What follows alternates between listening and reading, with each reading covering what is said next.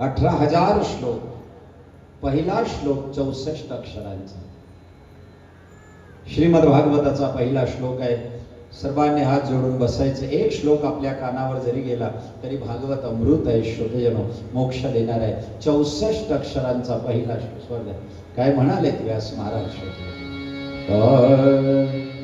जन्माद्यस्य यतोऽन्वयादितरत श्चार्थेष्वभिज्ञास्वरा तेने ब्रह्महृदाय आदिकवये मुह्यन्ति यत्सूरया तेजो वारिमृदा यथा विनिमयो यत्र त्रिसर्गो मृषा धाम्ना स्वेन सदा निरस्तकुहकं सत्यं परं धीमहि.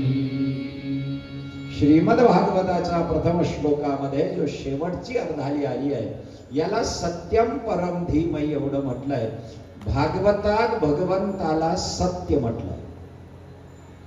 रामायणात भगवंताला सर्वत्र म्हटलंय आणि भगवद्गीतेमध्ये भगवंताला सम म्हटलंय. म्हणजे कोणी जर विचारलं की देवाची व्याख्या काय, तर देवाची या तीनच शब्दामध्ये व्याख्या आहे. जो सत्य आहे, जो सम आहे आणि जो सर्वत्र आहे.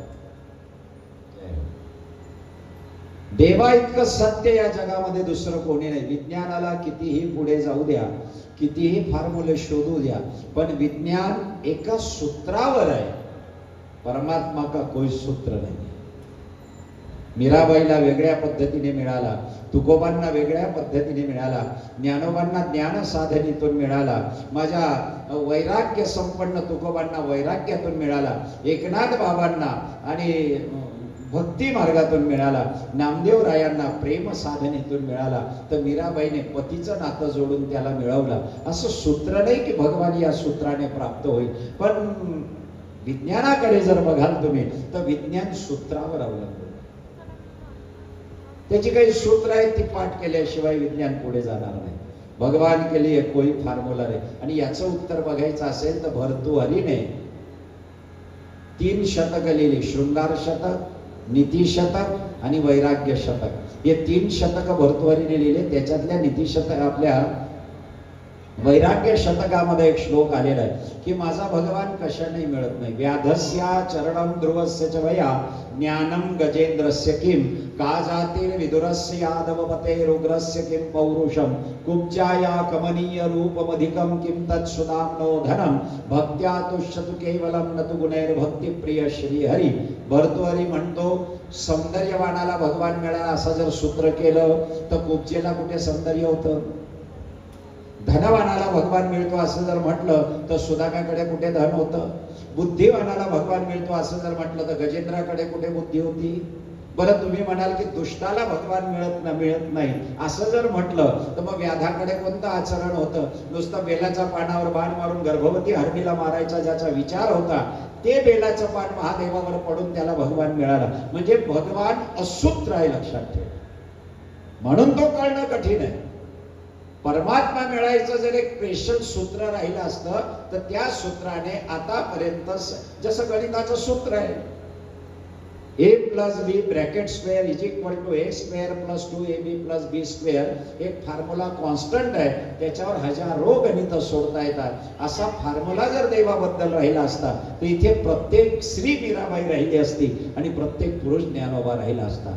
भगवंताचा कोई सूत्र नाही, तो नेमका मिळतो. जनक राजाला घोड्यावर पाय टाकता टाकता भगवान मिळाला आणि 1400 वर्षाची तपश्चर्या करून चांगदेवाला म्हणावं लागलं जनाबाई मुक्ताबाईला की चांग्या तू कोरा रे कोरा.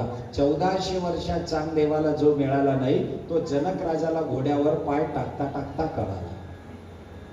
कैसा है वो भगवान, कैसा है वो परमात्मा. ज्याला लागून जाते ना श्रुते. म्हणून पुन्हा शुक्तालला यावं लागतं की ज्या शुक्ताल मध्ये चिंगी पडली त्या शुक्तालने आग पेटवली आणि मग लोक सांगतात तुमच्या सोबत आलो आणि हा बदल झाला. समजून घ्यावं श्रोतेजनो, यहाँ ही आग लगी थी और भड़का हो गया और मिल गया. मेरी लगी गुरु संग प्रीत दुनिया क्या जाने, गाना पड़ेगा मेरी लगी गुरु संग प्रीत। मेरी लगी गुरु संग प्रीत